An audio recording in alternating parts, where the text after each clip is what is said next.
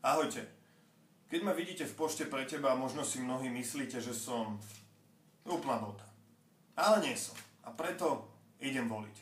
Nemyslím si, že po voľbách bude zrazu všetko super, svet bude spravodlivý a prestane sa kradnúť. To nie.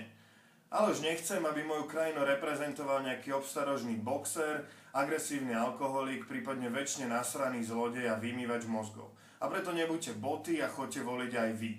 Nehovorím, že si teraz máte zhnusovať život pozeraním správ, čítaním novín či nejakým aktívnym sledovaním politiky. Všetko, čo potrebujete na to, aby ste si správne vybrali, je vaša hlava, vaše srdce a pár minút strávených na internete.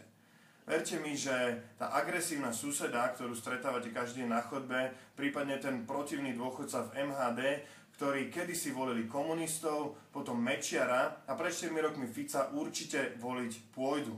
A neverím, že vyberú lepšie ako vy. Tak nebuďte boty a choďte voliť.